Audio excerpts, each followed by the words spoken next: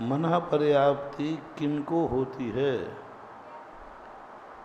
मनः पर्याप्ति किन जीवों को होती है? संदेह पंद्री को। चार पर्याप्तियां किसकी होती हैं? एक इंद्रिय की।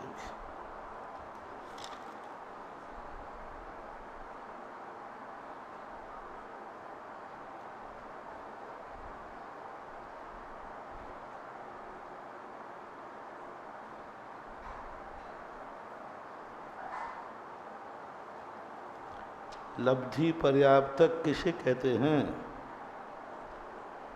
लब्धि पर्याप्तक किसे कहते हैं?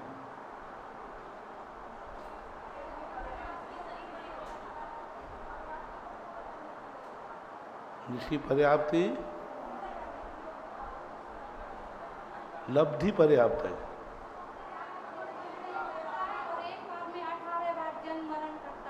लब्धि पर्याप्तक किसे कहते हैं? अभी तक पूछ रहा हूँ। हाँ, एक भी पर्याप्ति पूर्ण नहीं करता उसको लब्धि पर्याप्तक कहते हैं। ऐसे जीव की उम्र कितनी होती है? हाँ, 18वां भाग प्रमाण होती है।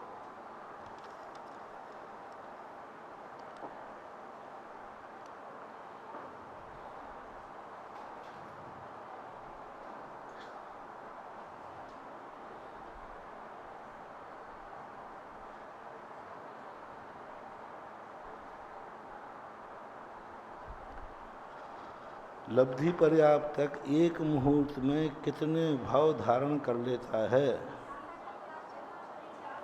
60,000। तो संगी पंचेंद्री अपने क्षुद्रक भाव कितने धारण करता है? संगी पंचेंद्री जीव अपने कितने भाव धारण करता है? 24। हाँ, संगी पंच किसकी अपेक्षा? मनुष्यों की अपेक्षा से।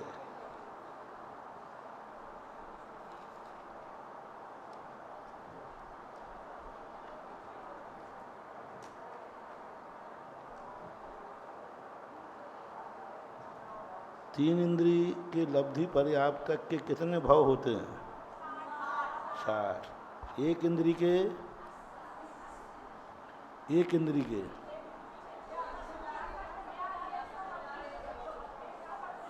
हाँ, 66,132। दो इंद्रिय के, तीन इंद्रिय के, चार इंद्रिय के और पंच इंद्रिय के 24। ये सब मिलाकर के 66,336 भेद होते हैं। इतने एक श्वास में 8,000 बार जो मरते हैं तो इतनी श्वासें हो गई। अब श्वास कितनी हो जाएंगी इसमें नहीं दिया इन्होंने।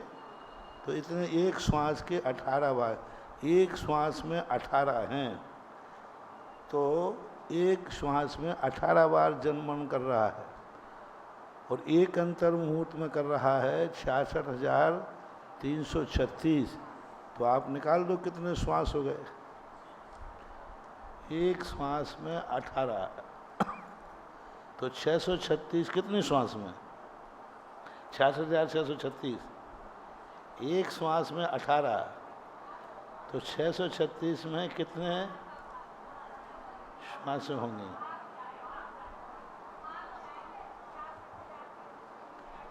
निकाला है? देखो कहीं निकाला है।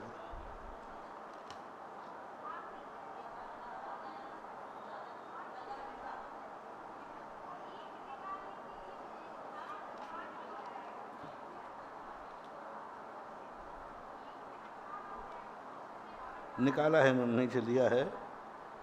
इन भवों के शुद्ध भाव के इसलिए कहते हैं कि अल्प स्थिति वाले अन्य कोई भाव नहीं होते। फल तत्वराशि के अनुसार 60,300 भवों की श्वासों का प्रमाण 3685 सही 1/3 इतनी श्वासें हुई। एक श्वास में 18 बार जन्म लिया उसने तो 66,336 में कितने श्वास आएंगे? 3685 श्वास एक अंतर्भूत है। एक श्वास में एक श्वास इतना बड़ा अंतर्मुहूर्त लेना जिसमें 3685 श्वासें हों। इन श्वासों का समूह प्रमाण अंतर्मुहूर्त पृथ्वी काय से लेकर पंचेंद्रिय लब्धि पर्याय तक चलता है।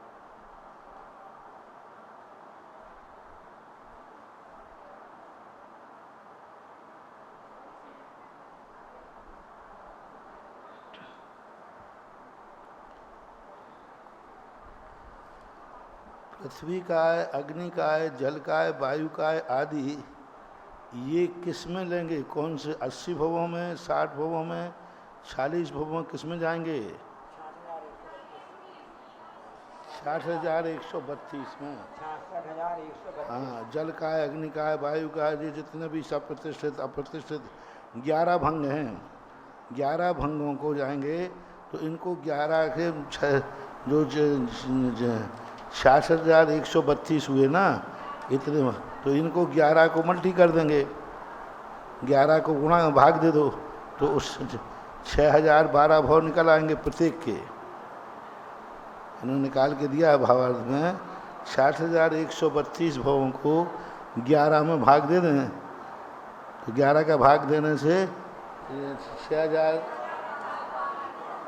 6,012 आ जाएंगे एक के। यानी पृथ्वी का एक श्वास में एक अंतर्मुहूर्त में इतने बार जन्म जाते हैं, मर जाते हैं। सूक्ष्म पृथ्वी का है, स्थूल पृथ्वी का है, सूक्ष्म, ये सब जीवों का एक श्वास। अग्नि भी एक श्वास के अंतर का एक अंतर्मुहूर्त में 6,012 बार जन्म जाते हैं, मर जाते हैं। ये कम से कम है। ये उम्र कैसी है? अधिकतम उम्र है कि कम से कम? कम से कम। और अब एक श्वास के 18वें भाग में जन्म भी गया, मर भी गया। और ये लब्धि पर्याप्त तक अपन को देखने में नहीं आते। हमने कहा था ना, इस कमरे में पूरे में भरे पड़े हैं अग्नि का है, जल का है, वायु का है, वनस्पति का है, पर वो अपन को देखने में नहीं आ रहे हैं।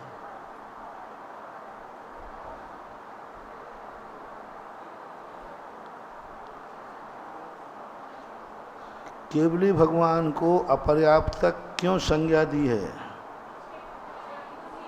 एक गाथा आए थे, नहीं, उनके तो पर्याप्त नाम कर्म का उदय है केवली भगवान का। केवली भगवान को अपर्याप्त तक क्यों कहा गया?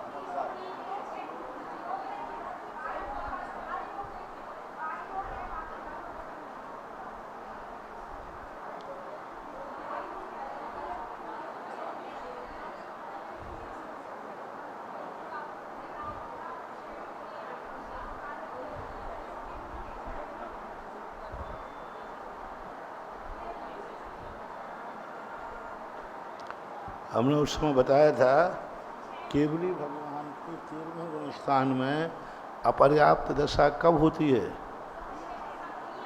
जब वो समुद्घात करते, हमेशा नहीं रहते। हमेशा तो उनका पर्याप्त नाम कर्म का उदय है, हमेशा उदय है।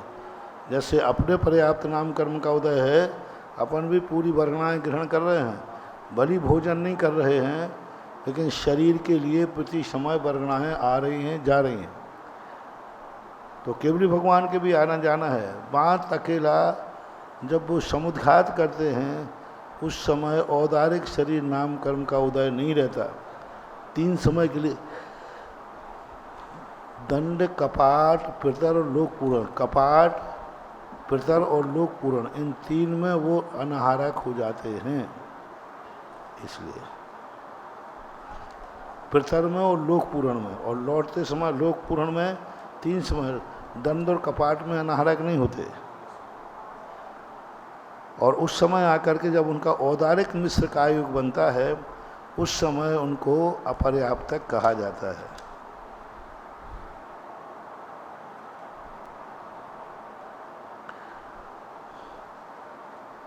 मुनि महाराज कब अपर्याप्तक होते हैं?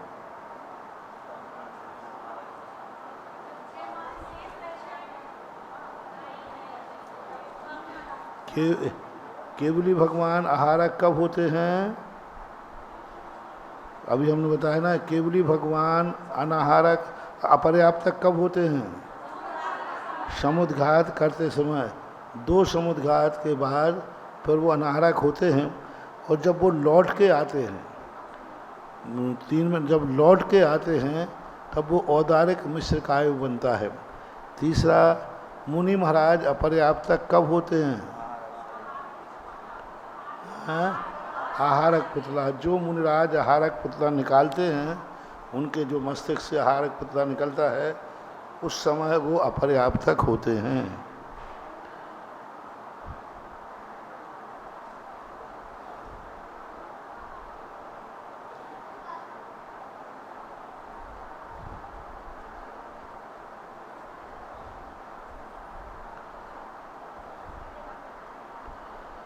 निर्वृत्ति पर्याप्तक के गुण स्थान कौन से हैं? प्रथम, द्वितीय, चतुर्थ और छठवां। हाँ, प्रथम, द्वितीय, तृतीय और चतुर्थ। तृतीय नहीं, चतुर्थ। हाँ, प्रथम, द्वितीय, चतुर्थ और छठवां।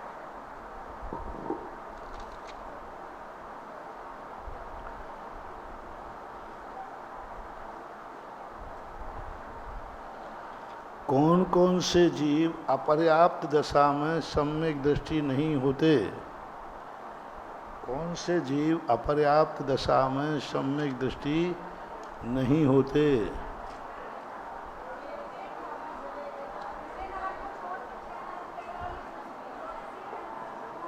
हाँ, 6 पृथ्वियों में और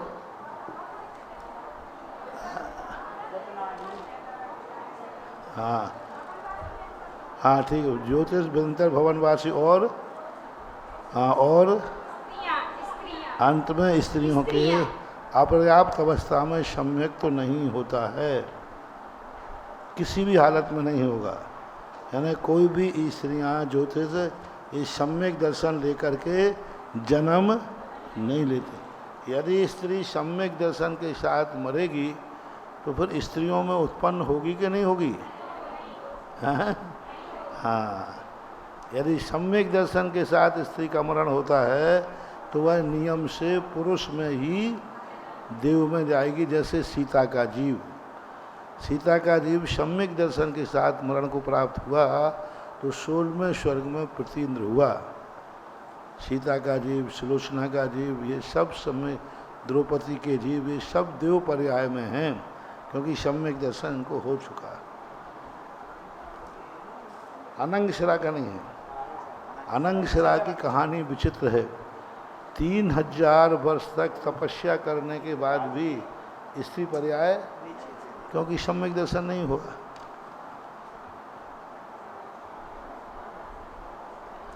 और सम्यक दर्शन हो गया हो, मरण करते समय छूट गया, सब सम्यक दर्शन में।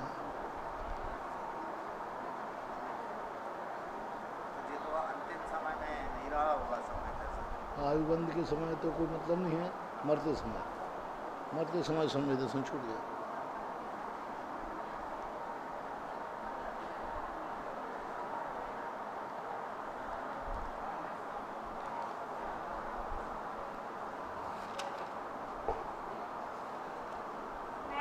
जैसे जीवन भर सम्यक दर्शन रहे और मरने के समय यदि छूट जाता है तो स्त्री पर्याय। स्त्री जीवन भर, हाँ ऐसे है ना, बहुत अनंग शिरा का आता ना, 3000 विशल्या, बहुत सारी स्त्रियां हैं। अरे तुम लोग तो छोड़ो, मनुष्य पुरुष भी पूरी जिंदगी भर, मुनि महाराज भी जिंदगी भर सम्यक दृष्टि रहे, भावलिंगी मुनिराज रहे, और अंत में अंतर मुहूर्त में सम्यक दर्शन छूट गया और स्त्रियों में पैदा हो गए।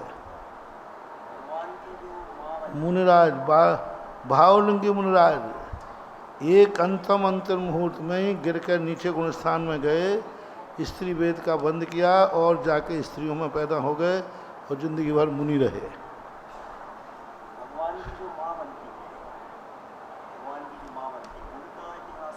मिथ्या दर्शन, जन्म लेते मिथ्या दर्शन के साथ ही आएंगे। महाराज जी, जैसे जीवन भर जो तपस्या की तो उसका पुण्य कहाँ जाता? उसका पुण्य पड़ा रहता है स्टोर में, बाद में मिल जाएगा इकट्ठा। जैसे नौकरी वाले का वो बजट इकट्ठा होता रहा ना, पेंशन के पहले एक और होता है फंड। पीआर, हाँ, तो वह इकट्ठा होता होता जीवन के अंत में मिल जाता है, ऐसे ही पड़ा रहता है। वो तो सिद्धांत ये है कि कोई व्यक्ति ने साल भर पढ़ाई की है और परीक्षा के दिन अकेले एक दिन नहीं गया वो, तो पैर से फेल माना जाएगा, पास फेल। यही सिस्टम यहाँ है कि आयुबंध के समय और जिस समय पर्याप्त मरता है उस समय के परिणामों का मुख्यता होती है। अब वो अपन को पता नहीं है, इसलिए 24 घंटे सावधान रहना चाहिए।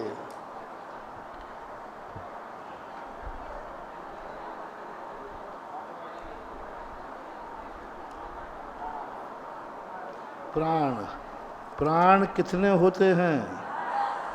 10। 2 इंद्रिय के कितने प्राण हैं?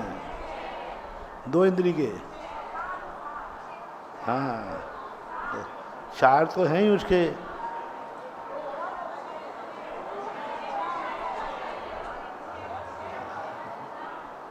एक इंद्रिय बढ़ जाएगा और एक वचन बल बढ़ जाएगा। देखो, इसलिए मैंने 2 इंद्रिय के पूछे। एक इंद्रिय के कितने प्राण हैं? 4। तो 2 इंद्रिय के 1 बढ़ा दो। नहीं, वचन बल भी बढ़ेगा, क्योंकि बोलने की शक्ति आ गई ना। अब 3 इंद्रिय के 2 नहीं बढ़ाना, हाँ, 3 इंद्रिय के 1 ही बढ़ाना। 1 इंद्रिय के 4, 2 इंद्रिय के 6, 3 इंद्रिय के 7, 4 इंद्रिय के 8 और 5 इंद्रिय के 9 और संगी के 10 आ जाते हैं। इसलिए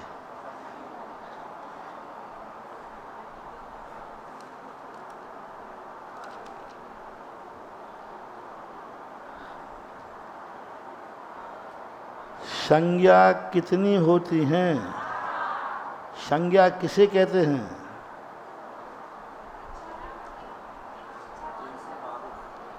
संज्ञा किसे कहते हैं?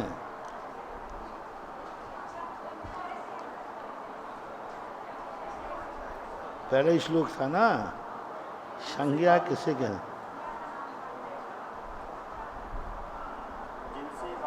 सुखों को प्राप्त होते हैं उसे संज्ञा कहते हैं। जिस कर्म के उदय से संसार की इच्छा होती है उसे संज्ञा कहते हैं। सांसारिक इच्छाएं जो दुख देने वाली होती हैं, सांसारिक जितनी इच्छाएं हैं वे सब संज्ञा कहलाएंगी, संसार संबंधी।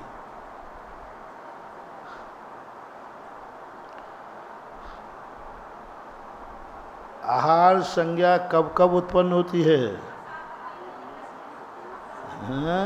कर्म के उदय से क्या क्या क्या क्या निमित्त बनता है? जैसे उपयोग के और पेट के खाली। हाँ, ओम कोष्ठ है, पेट खाली हो गया और इच्छा हो गई आहार की।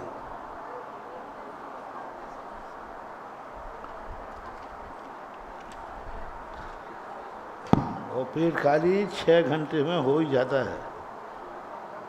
इसलिए जो एक आसन करते हैं और जो रात्रि भोजन त्याग करते हैं उन्हें 6 महीने का उपवास का फल लगता है, क्योंकि एक बार का खाया हुआ व्यक्ति 6 घंटे बाद भूख लगेगी ही लगेगी। 6 घंटे के बाद पेट खाली हो जाता है, क्योंकि वो पच करके बराबर हो जाता है। इसलिए रात के 12 घंटे उसने नहीं खाया तो 2 भुक्ति का त्याग है, और एक टाइम खाया है उसका भी उपवास है, क्योंकि एक टाइम जो भोजन कर रहा है उसके 6 घंटे वो भोजन चलेगा सही रूप से, भोजन पानी।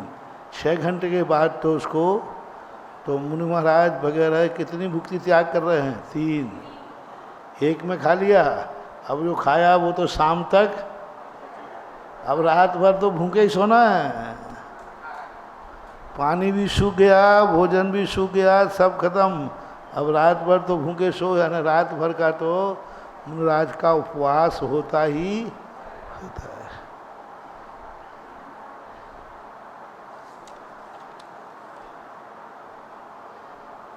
इसलिए पहले काल के जीव 3 दिन में 1 दिन भोजन करते हैं, दूसरे काल के जीव 2 दिन में, और तीसरे काल के 1 दिन के भोजन करते हैं, यानी 1 दिन छोड़ करके, 1 दिन छोड़ करके भोजन करते हैं। वो 2 दिन छोड़कर, वो 3 दिन छोड़कर।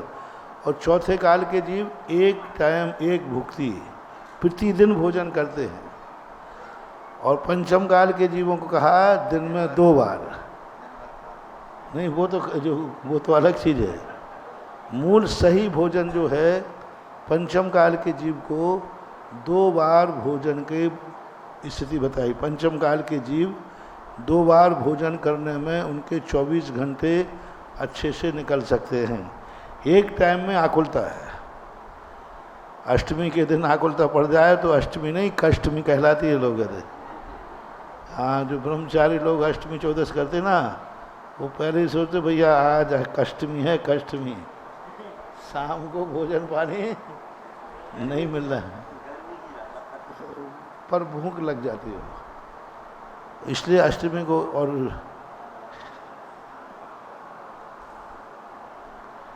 हमारे आचार्य जी कहते थे योगी 1 बार खाता है, भोगी 2 बार खाता है, और रोगी, अब आप देख लो कौन हो, हम जाने नहीं, बार रोगी। जो बार खाएगा उसकी मृत्यु होगी, ऐसा।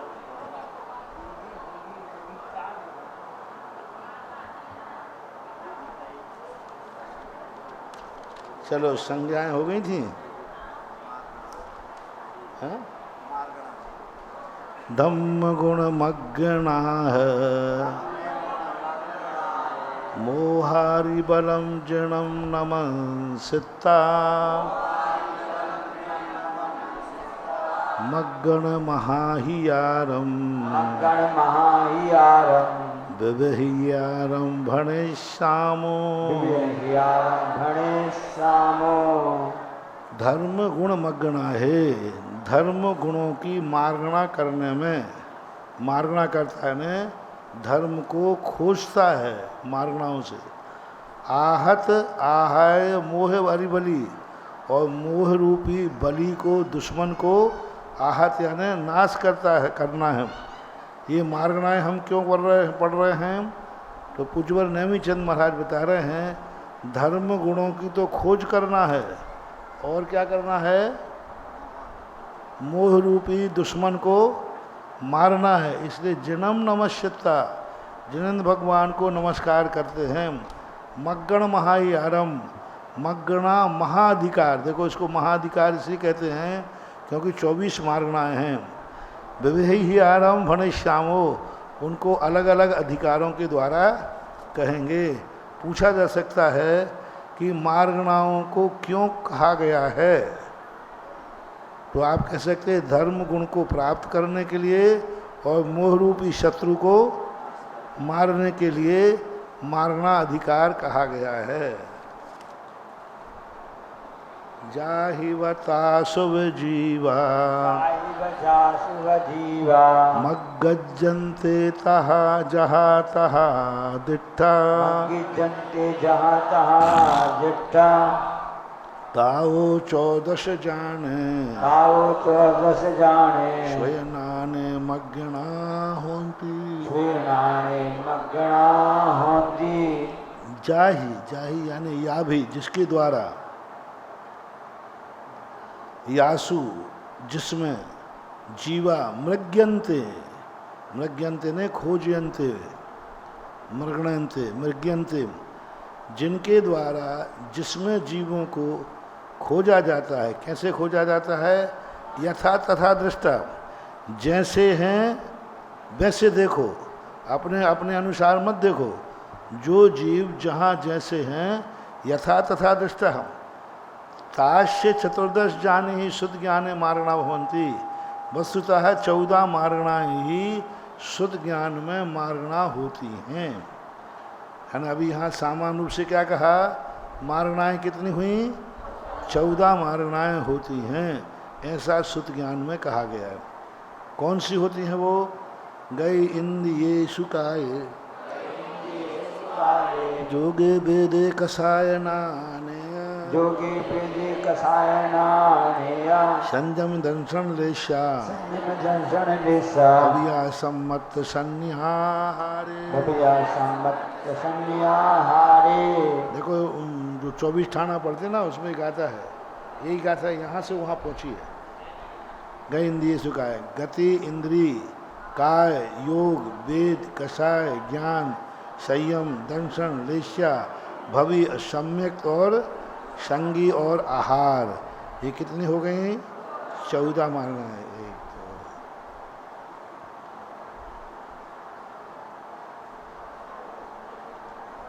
तो 14 मारना है। तो अब ये एक गाथा रटने लायक है। कोई पूछे मारना है कितनी है, तो 14 मारना है। ये गाथा रट लेना चाहिए। अब एक सांतर मारना का भेद कहते हैं। उपसम सुम आहारे हारे बेगुब्य मिश्र नर अपजते शासन सम्मे मिश्रे शासन सम्मे से सातरंगमग्ना अठ। शासन। अब ये 14 मारना है। 14 मारणाओं में जीव सदा पाए जाते हैं। सामान्य क्या कहा था 141वीं गाथा में, जिसके द्वारा जहाँ जीव जैसे पाए जाएं वैसे देखो, यानी मारणाओं में सदा जीव पाए जाते हैं। जीवों का आना जाना लगा रहता है। कुछ मारणाएं ऐसी हैं जिनमें जीवों का खाली स्थान रहता है। सामान्यता क्या है मारना? जहाँ जीव पाए जाते हैं उसे मारना कहते हैं। अब ये है तो अब मारना पाए जाए और कोई सम्यक मारना में खोजने गया, वहाँ जीव ही नहीं मिला। जिस समय वो खोजने गया वहाँ कोई जीव ही नहीं था।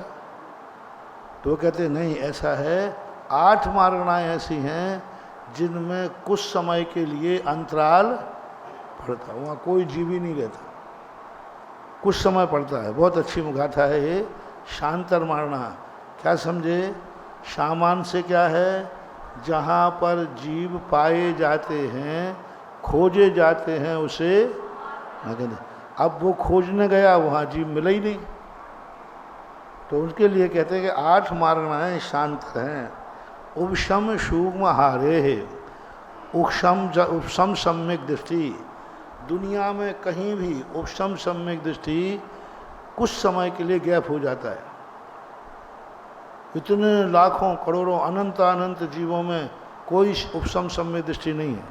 6 उपशम छायक नहीं, 6 उपशम छायक तो सदा मात्र उपशम सम्यक दर्शन अंतराल पड़ता है। अभी बताएंगे वो कितना। दूसरा 10वें गुण स्थान में अंतराल पड़ता है। सूक्ष्म सांप्राय में कोई जीव न पाए। और कहाँ कहते हैं? बैग गुबिये, बैग क्रियक, बैग हैं, हाँ आहारक, आहारक के लिए आहार, हाँ सूक्ष्म आहार है। आहारक का भी अंतराल पड़ता है। आहारक मिश्रकाल योग का अंतराल पड़ता है। बैक्रियक और बैक्रियक मिश्रकाल का अंतराल पड़ता है। कोई जीव ऐसा समय आ जाए कि ना तो नरकों में उत्पन्न हो रहा है और ना नारकियों में उत्पन्न हो रहा है। कोई जीव वहाँ उत्पन्न ही नहीं हो रहा है उतने काल तक के लिए। जो पहले से हैं वो तो हैं। शासन मिश्र और शासन स्थान में मिश्र, ये 8 मार्गणाएं क्या हैं? शांतर मारना का अर्थ क्या है? हैं? अंतर जिनमें होता है।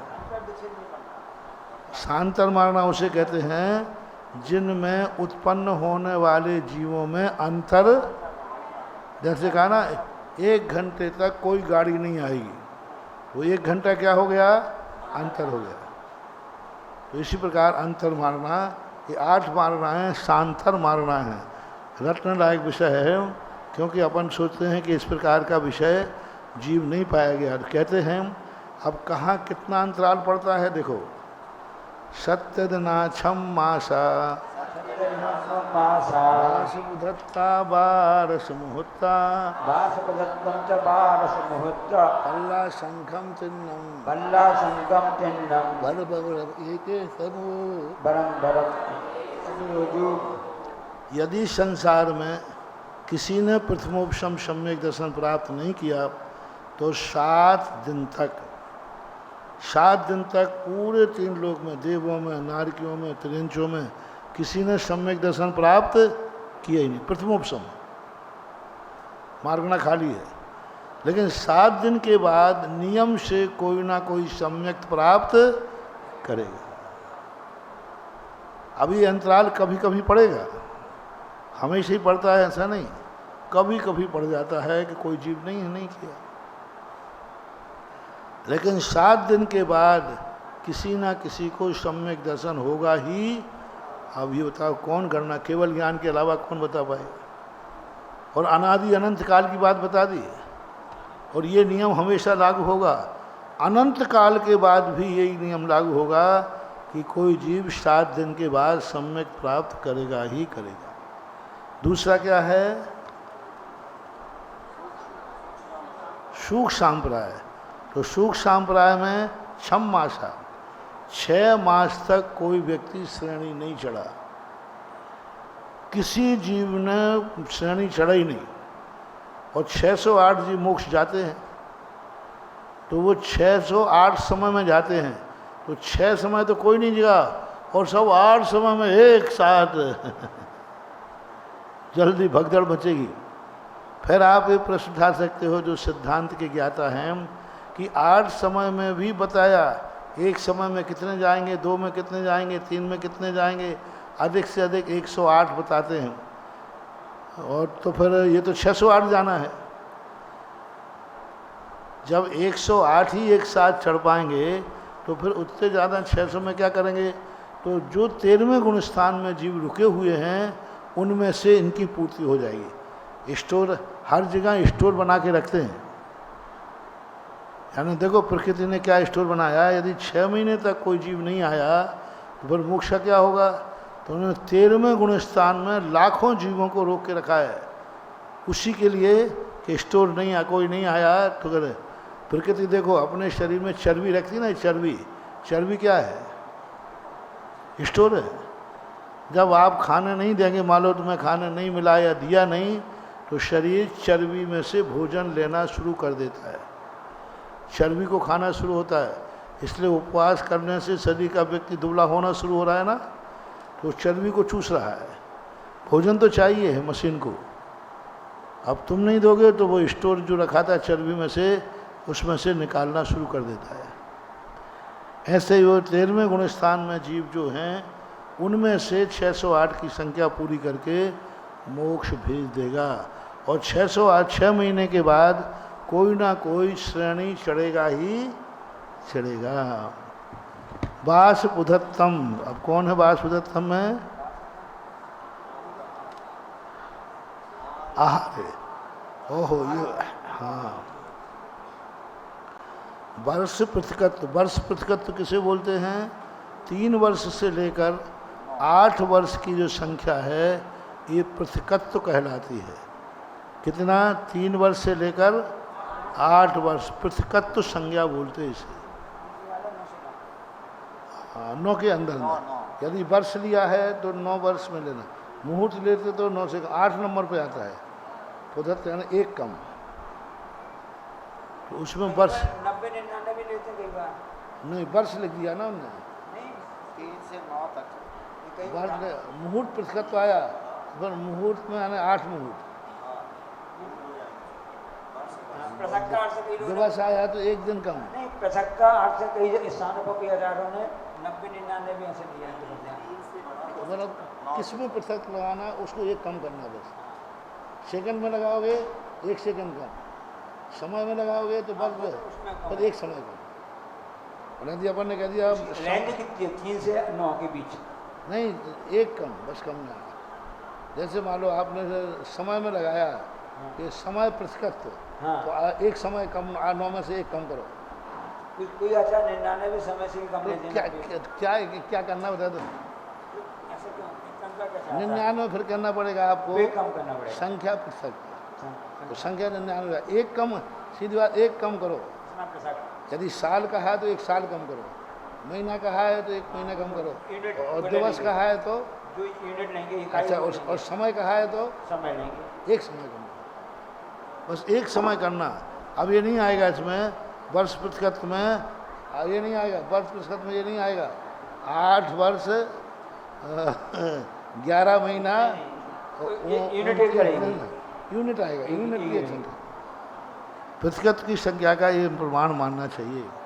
तो वर्ष प्रतिशत यानी 3 वर्ष से लेकर 8 वर्ष में किसी न किसी को आहारक पुतला होगा। पंचम काल में तो मोक्ष है नहीं, तो ये 108 जीव जो हैं वो चतुर्थ काल के मोक्ष जाएंगे। नहीं, यहाँ से नहीं है, लेकिन विदेह क्षेत्र में तो है, विजयात पर्वत की गुफाओं से।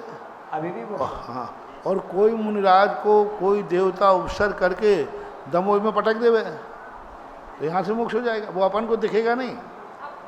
ऐसा कितना बड़ा विचित्र है, कोई देवता विदेह क्षेत्र के महाराज को उपसर पकड़ के यहाँ पटक देवे, जटाशंकर में पटक दे पहाड़ में। जटाशंकर के बाद यति विहार में पटक देवे ना क्या। लेकिन विशेषता देखो, यहीं सामने पटक देवे, जिस समय वो गिरेंगे अपन उस समय यहाँ नहीं होंगे, अपन देख नहीं सकेंगे। जब तक उनको केवल ज्ञान होकर मोक्ष हो जाएगा, शरीर कपूर के समान, अपन को दर्शन नहीं होंगे। अपने यहाँ से अपन को, अपने सामने अपन छत पे बैठे हैं, अपने ऊपर से चारों नदीधारी मुनिराज निकल रहे हों, पर जिस समय निकल रहे होंगे उसी समय अपनी आँख में किरकिरी चली जाएगी, जब तक वो निकल जाएंगे। क्या विचित्र है, अपन देख नहीं सकेंगे। उस समय अपना उपयोग दूसरी तरफ हो जाएगा, या अपन को नींद आ जाएगी और उतने में वो निकल जाएंगे। महाराज जी, जो आपने सूक्ष्म शांबराय का अभी जो बताया है 6 महीने वाला, और वो 608 जीव का उदाहरण दिया है, वो कहाँ फिट हो रहा है? वो हो गया ना, 6 महीने 8 समय में 608 जाएंगे। नहीं, तो यहाँ कहाँ फिट हो रही है? तो यहाँ तो 10वें गुण स्थान की बात हो रही है। अरे 10वें गुण स्थान में छपक से चढ़ेंगे ना, तभी तो ऊपर जाएंगे। तो और वो 608 तो मोक्ष की बात हो रही थी। अरे मोक्ष यहीं से तो जाएंगे, 608 जाएंगे, बिना छपक श्रेणी के मोक्ष कैसे होगा? तो अभी तो उसका 13वां गुण स्थान भी बाकी है, 12वें में भी नहीं पहुँचा है वो। अरे वही तो कह रहा कि तो कहाँ से लाए, वही उसी के लिए तो उदाहरण दिया हमने। 6 महीने 608 में मोक्ष जाना है, ओके। तो 6 महीने 8 समय में उतने ही यहाँ से मुनि महाराज जाके 13वें गुण स्थान में पहुँचेंगे। 6 महीने 8 समय में 608 नरक से निकलेंगे, वो एक सिस्टम है पूरा। तो अब आप कहेंगे फिर 12वें गुणस्थान जाना, अभी तो उनको और नीचे गुणस्थान है, तो फिर जो ऊपर स्टोर था 13वें गुणस्थान में कितने लाख मुनि राजों को, उनमें से 608 खिसका देंगे मोक्ष को। और ये जैसे तुमने कहा कि भाई अभी हमारा थोड़ा पैसा कमी है, तुम दे दो, कल आ जाएगा, तो ऐसा व्यवहार चलता है कि नहीं? ऐसे ही वहाँ 608 जी मोक्ष जाना थे, तो 13वें गुण स्थान में से लेके भेज दिए, बोले भाई थोड़े दिन और रुको, 608 आकर के उसकी पूर्ति कर देंगे। कभी कभार अंतराल पड़ता है, कभी बहुत कम, नहीं तो कोई ना कोई मुनिराज को केवल ज्ञान होता ही है। 6 महीने का अंतराल पड़ सकता है, पूरे 2.5 द्वीप में किसी ने मोक्ष प्राप्त नहीं किया। और फिर 8 समय में मोक्ष जाएंगे सब 608 जीव, 8 समय में 608 जीव को मोक्ष हो जाएगा। नियम कभी नहीं बदलेगा। ऐसे ही नरक से निकलने वाले जीव हैं, 6 महीने तक कोई भी नहीं निकले, 8 समय में सारे जीव निकल के व्यवहार राशि में आएंगे, उसकी पूर्ति करना। फिर तीसरा क्या है? वर्ष मुहूर्त, 12 मुहूर्त। 12 मुहूर्त का क्या है? वैक्रियक। वैक्रियक जो शरीर है, वैक्रियक जो है, यानी देवों में कोई जन्म यदि नहीं लेवे तो कितने समय तक नहीं लगे? 12 मुहूर्त तक किसी देवता ने कहीं जन्म नहीं लिया। पूरे पवनवासी, व्यंतर, ज्योतिष, वैमानिक सब में नहीं लिया। पल्ल संख्या, और पल्ल का संख्यात किसमें है? शासाधन सम्यक दृष्टि। शासाधन सम्यक दृष्टि कितने काल तक कोई नहीं जन्मे, यानी कोई जीव पल्ल के असंख्यात में भाग तक कोई गिरा ही नहीं। उपशम सम्यक दर्शन का अधिकतम काल कितना है? उपशम सम्यक दर्शन का अंतराल काल कितना है? 7 दिन। तो हर 7 दिन में पड़ रहा है, सम्यक दृष्टि बन रहा है। लेकिन गिरने वाला व्यक्ति कितने दिन में आएगा अधिकतम? पल्ल के संख्यात भाग, यानी सम्यक दर्शन से गिरने वालों की संख्या कितनी कम हो गई, प्राप्त करने वालों की संख्या कितनी है हर 7 दिन में, और गिरने वालों की संख्या कितनी है, पल्ल के संख्यात में भाग तक कोई सम्यक दृष्टि गिरा ही नहीं। और बोलो दूसरा गुणस्थान कितनी देर खाली रहा पूरे संसार में, मनुष्यों में नहीं, हाँ देवों में भी, नारकियों में भी, मनुष्यों में भी, त्रियंशों में भी। क्या गजब की बात, देखो यानी असंख्यात वर्षों तक दूसरे गुणस्थान में कोई गया नहीं, लेकिन पल्ल के संख्यात में भाग जरूर कोई ना कोई वहां पहुंचेगा। ये देखो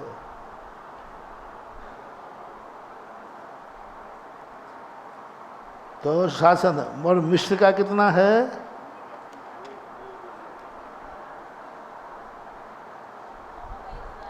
वही पल्ल का संख्यात भाग तीनों, पल्ल असंख्यम चिन्नम, मिश्र सासादन, मिश्र अपर्याप्तक, मनुष्य पर्याप्तक है ना। 3 कौन से लिए इन्होंने, ठीक है, मनुष्य पर्याप्तक में कोई यानी सम्मूर्छन मनुष्य, ये देखो कितनी बड़ी बात है, एक नई बात यहाँ देखने में आई। अभी तक ये सारे अंतराल तो ध्यान में थे, लेकिन कह रहे मनुष्य भी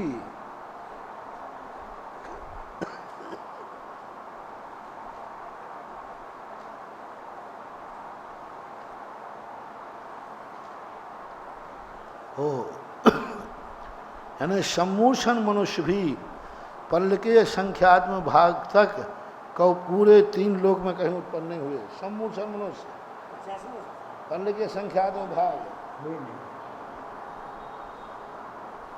यानी जो जहाँ सम्मूर्छन मनुष्य स्त्रियों के उत्पन्न करने गए इतने काल तक किसी के शरीर में नहीं, 3 लोगों में कहीं नहीं। और सम्मूर्छन मनुष्य मनुष्यों के शरीर में ही उत्पन्न होते हैं। क्या बताया था हमने सम्मूर्छन मनुष्य का, जहाँ पसीना आता है और वहाँ हवा नहीं लगती है, वहाँ सम्मूर्छन जीव उत्पन्न हो जाते हैं मनुष्य के शरीर में, तिरंशों के में नहीं, अपने शरीर में। अब पसीना कहाँ आता है, कुक्षी वगैरह में ये स्थान है ना, इनमें पसीना आता है लेकिन हवा नहीं लगती। आप लोगों को, हमारे लिए मत देखो, अपने तो सब हवा लग रही, देखो खुले हैं। हाँ, मुनि महाराजों का यही है, पूरा शरीर खुला होने से सम्मूर्छन मनुष्य, तुम लोगों का नहीं, और सबसे ज़्यादा इधर, हाँ स्त्रियों के उन स्थानों पर सम्मूर्छन जीव सबसे ज़्यादा उत्पन्न होते हैं। ऐसा कुंद भगवान ने प्रवचन सार की 4 चूलिका में कहा। आकार कैसा होता है? अंगुल के संग आता, पर देखने में नहीं आता। आँखें हैं उसकी, आँखें कान नाक सब हैं, लेकिन देखने में नहीं आया, अपर्याप्त तक है। महाराज जी एक सांस में 8-10 बार मर भी जाते हैं। हाँ, वो एक श्वास में 8-10 बार मर भी जाते हैं, जन्म तो हो गया, जन्म भी हो जाता है। पर होते वो गंदे स्थान पे ही है। और गंदे में भी मल में नहीं होंगे, मूत्र में नहीं होंगे, माँ जो स्थान शरीर से चिपके हुए रहते हैं इन कुक्षी आदियों में होते हैं, हवा का संचार नहीं होता उनके। ऐसा अनंत बार मरते हैं, अनंत बार जन्म लेते रहते हैं वहीं पे। हाँ, लेकिन कितने काल के बाद, अधिकतम अंतराल बढ़ा तो असंख्यात वर्षों तक सम्मूर्छन जीव किसी के शरीर में उत्पन्न नहीं हुआ। पसीना तो हमेशा आ रहा है, पसीना तो हमेशा आ रहा है, लेकिन इतने काल तक कोई जीव नहीं होवे तो कहीं नहीं हो सकता।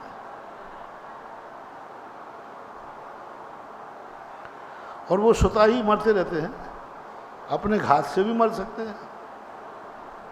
उनका जन्म हुआ उसी समय आपने हाथ लगा दिया, या मर, उनकी जान कितनी सी है, अंगुल के संख्यात में भाग। मान लीजिए उसी समय उनका जन्म हुआ और आपने उसी समय खुजली आ गई आपको यहाँ पर, और वो जीव जन्म ही था, मर गया तुरंत। पर्याप्ति के तो काल बहुत बड़ा हो गया, पर्याप्त का मर जाते, मरते रहते हैं। अकाल मौत इनकी ज़्यादा होती है। बहुत सूक्ष्म है।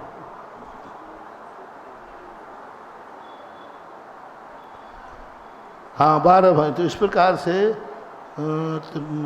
शास्त्र गुणस्थान, अपर्याप्तक मनुष्य और तीसरे गुणस्थान में कोई जीव यदि अधिक समय न जावे तो पल्ल के असंख्यात वर्षों तक कोई उसमें नहीं जाता है।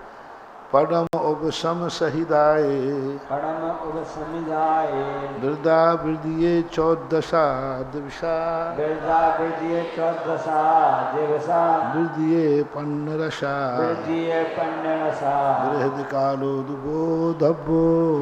कालो गो जब्बो। देखो ये सब चीज़ें इतनी अच्छी याद करने लायक हैं।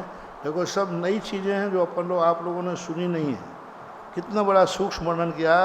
अब देखो प्रथम उपसम्यक दर्शन, प्रथमोपसम्य सम्यक दर्शन सहित कोई वृत्ति नहीं बने तो 14 दिन तक वृत्ति का निषेध नहीं कर रहे। वृत्ति तो पंचम गुणस्थान में जीव सदा बने रहते हैं। असंख्यात रहते हैं त्रियंश, मनुष्य 13 करोड़।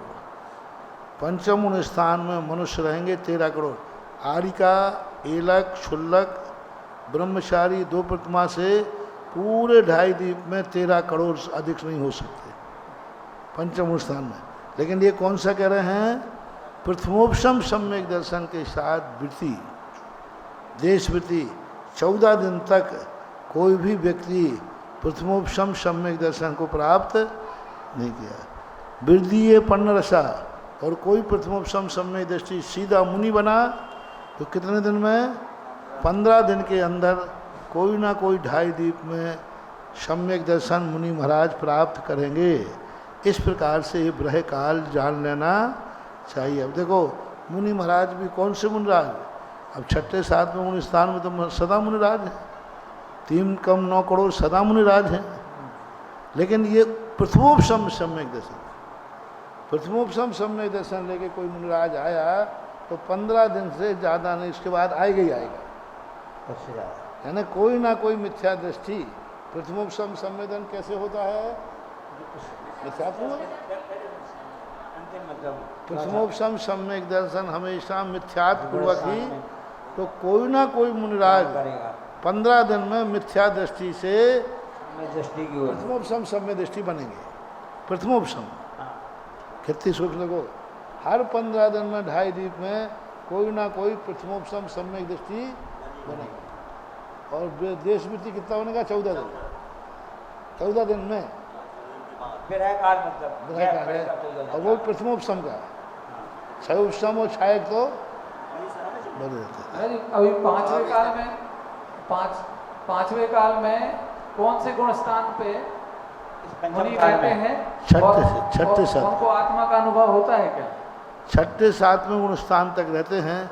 सप्तम गुण स्थान में कुचित का जाते, जब वो निर्वृत्ति में जाते हैं तो जयसेन स्वामी कहते हैं कि सम्यक दर्शन शुद्ध उपयोग का जघन अनुभव होता है। लेकिन उसका काल इतना अल्प होता है कि वह अल्प काल कोई कार्यकारी नहीं हो पाता। काल की अल्पता है। लेकिन सप्तम गुण स्थान से शुद्ध उपयोग कहा है। शुद्ध उपयोग कहो, आत्मानुभूति कहो, ये सब एक आध बात है, पर इतना अल्प है, इतना अल्प है कि वह कार्य नहीं हो पा रहा। जघन रूप से कहा है। इस काल में आत्मा का अनुभव नहीं होता। किसने कहा? कह रहा हूँ ना, होता है, लेकिन वो अल्प काल है। अवग्रह जैसा होकर रह जाता है। थोड़ा ही सा स्पर्श करता है, इतने में परिणाम गिर जाते हैं। उसका अनुभव मुनि को होता है क्या? क्यों नहीं होगा?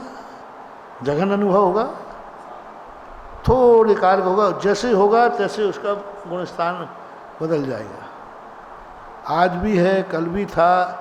पंचम काल के अंत तक भावलिंगी संत हैं। मुहुर मुहुर आत्मानम स्पर्शन सन, बार बार मुहुर मुहुर में आत्मा का स्पर्शन करते हैं मुनि महाराज। होता है, पर वो निर्विकल्प 2 प्रकार की स्थिति बना दी, एक स्वस्थान और एक सातिशय। सातिशय आज नहीं है, लेकिन निर्वृत्ति परक और प्रवृत्ति परक। तो जब सामयिक आदि काल में बैठते हैं, कुचित कदाचित अल्प काल के लिए उनको सम्यक दर्शन की स्थिति बनती है, आत्मानुभव। लेकिन वो काल इतना छोटा, जैसे व्यंजनावग्रह होता ना, नए शकोरे के ऊपर पानी की बूंद डाली, हमेशा होता रहता है कि एक बार होता है बस? फिर नहीं नहीं नहीं नहीं नहीं, हमेशा। हाँ, जैसे मैंने कहा ना, नया मटका लाए, अब उस पर अपन ने पानी के छांटे डालो तो क्या होगा? तुरंत सूखता जाता है। तो फिर डालो तो सूखते ही जाता है, सूखते। जब तक उसमें पानी बहुत दिन तक भर के नहीं रखो तब। तो आज की आत्मानुभूति हम लोगों की, सूखे हुए नए सकोरे पर पानी के छांटे डाल, जितने डालोगे गर्मी ज़्यादा है, सूखापन ज़्यादा है। वो मिट्टी का बर्तन कैसा है? सूखा भी है और बाहर से गर्मी भी है, तो पानी का छांटा गया तो है, लेकिन जाने के बाद वो तुरंत। और जब बहुत बहुत डालते रहो तो धीरे धीरे धीरे धीरे धीरे फिर वो पानी दिखने लग जाता है, देखो मटका गीला है। तो पंचम काल में ऐसे ही परिणाम क्या हैं? सूखे हैं। सूखे कैसे हैं? हमारे कर्मों की उदय की स्थिति बड़ी विचित्र है, और वही नया है। नया का अर्थ है बहुत भाव, बार बार उसको हमने स्पर्श नहीं किया, इसलिए आता है सकोरे पानी के समान, एक क्षण को आएगा तुरंत नीचे गिर जाएगा। इसमें एक विकल्प और है, 24 दिन भी बताए, और 15 दिन का तो दिया है, 24 दिन का भी है। कोई आचार्य को मत हो सकता है। महाराज जी, ज्योतिष देव बन जाते हैं मुनिराज, तो वहाँ पे भी क्या आत्मा का अनुभव करते हैं? सही नहीं, वो तो असंयम हो गए, वो तो गिर गए काम से। हम आचार्य विद्यासागर महाराज को नमस्ते कर रहे हैं, वो मर के देव बन गए, उनको नहीं। यदि वो हमारे सामने आ जाए और कहें, ऐ सुधासागर मैं ही हूँ विद्यासागर, तो हम उनसे क्या कहेंगे? विद्यासागर को नमोस्तु, आप तुम मुझे नमोस्तु कर लो। हाँ, इस समय आचार्य श्री ज्ञान सागर, शांति सागर, विद्यासागर, जितने भी आचार्य हैं सब देव बने, और वो देव हम लोगों को नमोस्तु कर रहे हैं अभी। अरे हम लोगों तो छोड़ो, इन लोगों को एक स्वामी कर रहा है छुल्लक को। कौन? कुंद कुंद स्वामी का जीव। भैया जी तुम लोगों को प्रतिबंध न कर रहे, अभी इनने प्रतिमा नहीं, अभी तो प्रतिमाधारी मान जो है तो प्रतिमाधारी होते ये लग शुल्कों को आचार्य श्री का जीव, जो अपने आचार्य श्री अभी थे, वो जीव वंदना कर रहा है हम लोगों को। हम वो सामने आ जाएंगे, हम उनको नमोस्तु नहीं करेंगे। पक्का पता चल गया कि ये ही आचार्य श्री विद्यासागर हैं, ये पक्का पता चल गया। खेबरी भगवान ने बता दिया, तो भी तुलसी मस्तक जब नभे तब धनुष बाण लो हाथ। रामचंद्र जी पहुँच गए कि भाई तुलसी कहते हैं तुलसी मस्तक जब नभे तब धनुष बाण लो। इसी प्रकार यहाँ मस्तक जब झमे जब पिछी कमंडल लो हाथ। जी कमंडल होने के हाँ, अब मैं तो विद्यासागर हूँ, तुम्हारा गुरु हूँ, मैंने ही दीक्षा दी थी, तो जिस भेष ने दीक्षा दी थी उसको।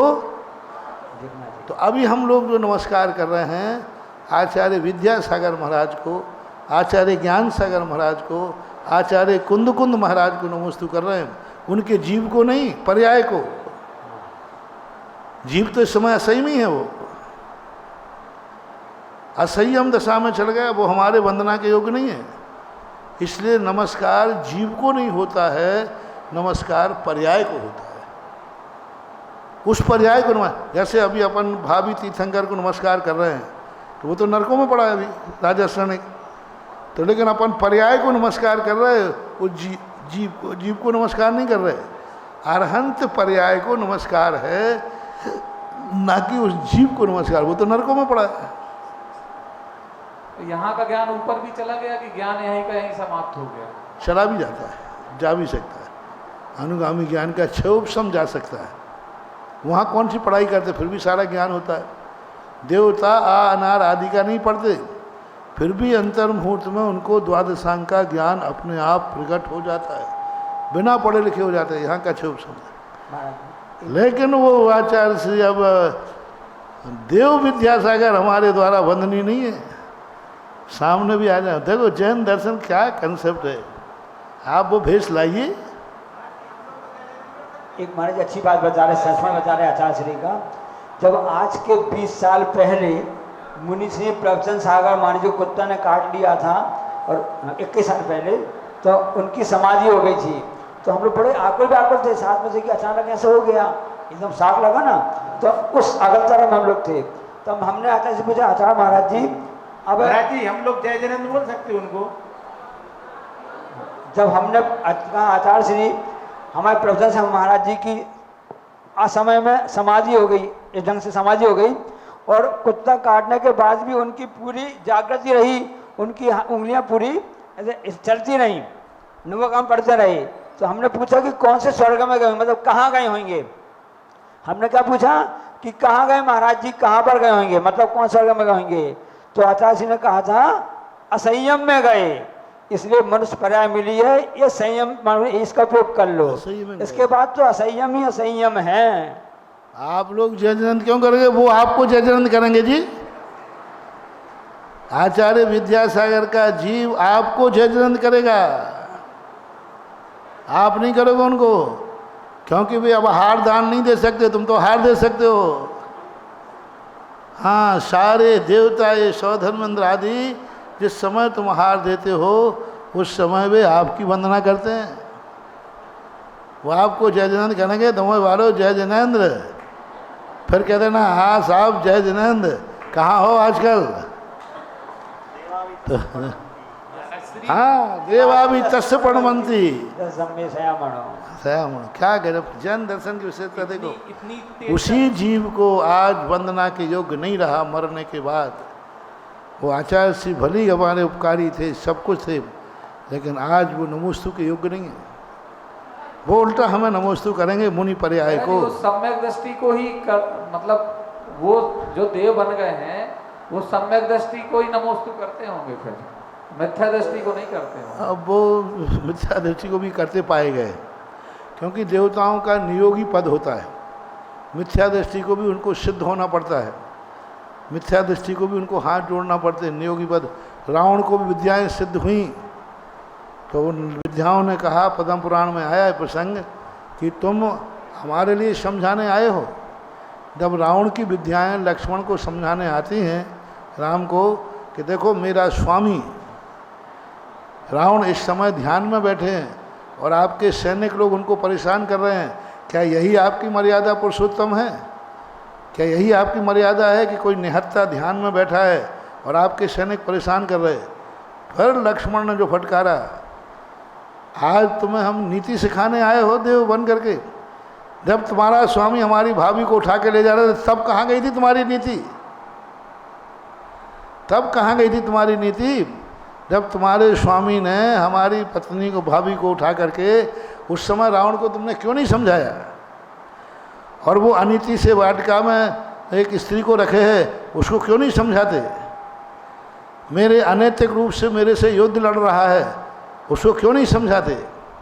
तब देवता कहते हैं, लक्ष्मण भैया आपको मालूम है हम देवता लोग नौकर के समान होते हैं, जो हमें सिद्ध कर लेता है हमें उसकी बात मानना पड़ती, हमारे हाथ में कुछ नहीं है। रावण ने मुझे सिद्ध कर लिया, अब वो जो हमसे कराएगा हमें करना पड़ेगा, वो मेरा स्वामी है। सम्यक दृष्टि भी करते हैं ऐसा? सम्यक दृष्टि को करना पड़ते हैं, उनका मन नहीं रहता मतलब। हाँ, उनको कई स्थानों पर व्यवहारों में सम्यक दर्शन, क्योंकि देवों का नियोगी पर्याय होती है, और नियोगी पर्याय में कई बार ऐसी स्थिति मानना यही चाहिए कि वो नहीं करेंगे, लेकिन निषेध नहीं कर सकते, क्योंकि शरण आयतन का तो उनका भी त्याग होता है, मिथ्या दृष्टि को जान के करेंगे नहीं। आचार्य श्री जी, लेकिन नहीं करने का अर्थ पूजा पाठ नहीं करेंगे, लेकिन उनको स्वामीपना तो स्वीकार करते पाया गया। इसका उल्लेख वीरसेन स्वामी महाराज ने लिखा है कि एक मिथ्या दृष्टि भावलिंगी मिथ्या दृष्टि मुनिराज को 1200 विद्याएं सिद्ध हो गई। तो जो सम्यक दृष्टि था उसकी तो पूजा की, जो नहीं था तो उसको स्वामी तो बन गए, उनके आज्ञा में तो चलेंगे, लेकिन पूजन पाठ धार्मिक दृष्टि नहीं रहेगी। जैसे तुम्हारे नौकर मालिक में होता ना, नौकर मालिक में होता ना, अब तुम्हें मालूम है कि तुम्हारा नेता पदाधिकारी मांसाहारी है, फिर भी आप उसको कलेक्टर को माननी कहोगे कि नहीं? बोलो। और मालूम है कि शराबी है, मांसाहारी है, सब दुर्गुण है, लेकिन न्यायालय का न्यायाधीश है, तो आपको मान नहीं बोलना पड़ेगा, आदर नहीं बोलना पड़ेगा, माला भी पहनाना पड़ेगा। बस यही मान लो। अब इसको धर्म बुद्धि नहीं है। हाँ, ऐसे ही देवताओं को कई स्थानों पर करना पड़ता है, लेकिन धार्मिक बुद्धि से नहीं करेंगे। हाँ बोलो, कोई बात नहीं, बेटा। हाँ आवाज करें। अपन भी जैसे व्यवहारिक उसमें करते हैं, जैसे कोई जज के यहाँ जाते हैं तो उनसे मान नहीं बोलते हैं सब, तो उसमें मिथ्या दर्शन का दोष लगता है क्या उनको? माला धार्मिक बुद्धि ना होने से नहीं लगता, क्योंकि राजा का सम्मान नहीं करोगे तो स्पष्ट रूप से सोमदेव ने लिखा है कि व्यवहारिक जो नियम हैं ये धर्म बुद्धि से नहीं करना, पद के नियम से करना।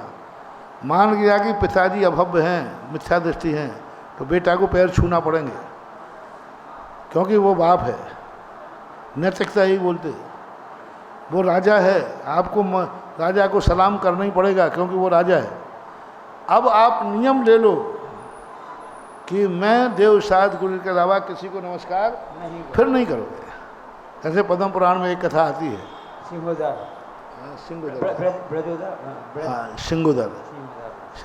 सिंगदर नाम का एक राजा था, उसने वो नियम था उसका, लेकिन नियम नहीं होने पर आपसी व्यवहार तो निभाना ही। इंद्रजीत तद्भव मोक्षगामी था, वो रावण के पैर पड़ता था कि नहीं पड़ता था? और जानते हैं कि रावण क्या है? और तद्भव मोक्षगामी, इंद्रजीत मोक्षगामी जीव है। हनुमान अपने पिता के पैर पड़ते थे, अब पवनंजय मोक्षगामी जीव नहीं है और हनुमान जी मोक्षगामी जीव हैं। तद्भव मोक्षगामी जीव अपने माँ के पैर पड़ेगा कि नहीं? और माँ स्त्री है, क्या स्त्री के पैर पड़े जाते हैं? स्त्री के पैर पड़े जाते हैं ना, माँ के पैर पड़े जाते हैं। अब वो माँ मिथ्या दृष्टि है, सम्यक दृष्टि है, व्यवहार भाषा में यह देखा, धार्मिक बुद्धि नहीं आना चाहिए। कल आपका पेपर है, पेपर बन गया है महाराज जी, कुछ समझ में पेपर जब इधर समझ में आया, जब समझ में नहीं है तो देखेंगे क्या पर? समझ में तो आ रहा है लेकिन वैसा उतना क्षरोप सब नहीं है। कल आपका पेपर है और आज हम लोग आपने समझाया बहुत अच्छा है। संबल से इतला पाई, समझ में कुछ नहीं आई, हस्ताक्षर निहाल चंद हलवाई। कम से कम परीक्षा दो, पेपर पढ़ो तो सही, शायद एक आध बात कोई समझ में आ जाए। अरे 1 नंबर मिल गया तो बहुत है, 0 से तो अच्छा है। तो महाराज जी पेपर इतना सरल बनाया है कि सब लोगों को पूरे 5 नंबर मिल जाएंगे। नहीं, पेपर देखो क्या होता है, ये मत, एक बात भी तुम्हें समझ में आ गई तो 0 से 1 नंबर भला है कि नहीं? अरे पता नहीं कौन सा प्रश्न आ जाए और याद आ जाए महाराज जी ने ये बताया था, आएगा। और थोड़ा बहुत तो पढ़ो, बिल्कुल ही नहीं पढ़ो तो अच्छी बात नहीं। चलो अभी 24 घंटे में आप पढ़ लो तो मुझे लगता है कि 33 नंबर दायक हो जाएगा।